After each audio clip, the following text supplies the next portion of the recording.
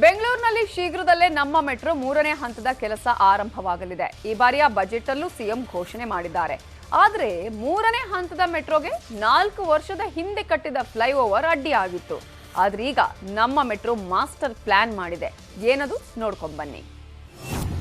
3ನೇ ಹಂತದ ಮೆಟ್ರೋ ಕಾಮಗಾರಿಗೆ ಫ್ಲೈಓವರ್ ಅಡ್ಡಿ. ಬಿಬಿಎಂಪಿ ದೂರದೃಷ್ಟಿ ಇಲ್ಲದ ಅಭಿವೃದ್ಧಿ ಕೆಲಸದ್ದೇ ಸಮಸ್ಯೆ.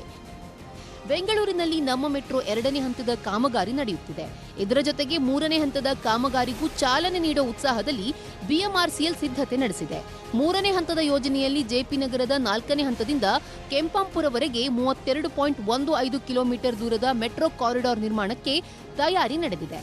ಆದರೆ ಈ ಮಾರ್ಗದಲ್ಲಿ ಜೆಪಿ ನಗರದ ಡೆಲ್ಮಿಯಾ ಸರ್ಕಲ್ ಫ್ಲೈಓವರ್ ಅಡ್ಡಿಯಾಗಿತ್ತು.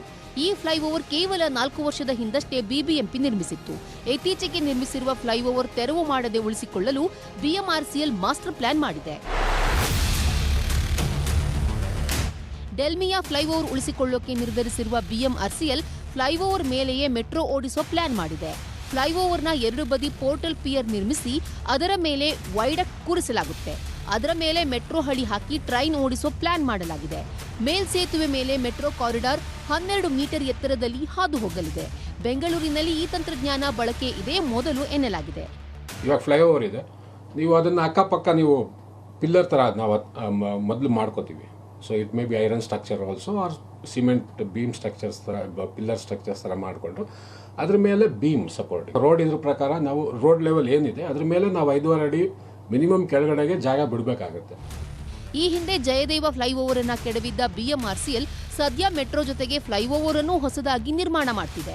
ಆದರೆ ಈ ಬಾರಿ ಡೆಲ್ಮಿಯಾ ಸರ್ಕಲ್ ಫ್ಲೈಓವರ್ ಹೊಸದಾಗಿ ನಿರ್ಮಾಣವಾದ ಕಾರಣ ಫ್ಲೈಓವರ್ ಕೆಡವದೆ ಹಾಗೆ ಉಳಿಸೋದು ಬಿಎಂಆರ್ಸಿಎಲ್ಗೆ ಸವಾಲಾಗಿತ್ತು. 4 ವರ್ಷದ ಹಿಂದಷ್ಟೇ ಈ ಫ್ಲೈಓವರ್ಗೆ 75 ಕೋಟಿ ಹಣ ಖರ್ಚು ಮಾಡಲಾಗಿತ್ತು. ಹೀಗಾಗಿ ಫ್ಲೈಓವರ್ ಉಳಿಸೋದಕ್ಕೆ ಬಿಎಂಆರ್ಸಿಎಲ್ ಹೊಸ ತಂತ್ರಜ್ಞಾನ ಅಳವಡಿಸಿಕೊಳ್ತಿದೆ. ಆಶಿಕ್ ಮುಲ್ಕಿ, ನ್ಯೂಸ್ 18 ಬೆಂಗಳೂರು.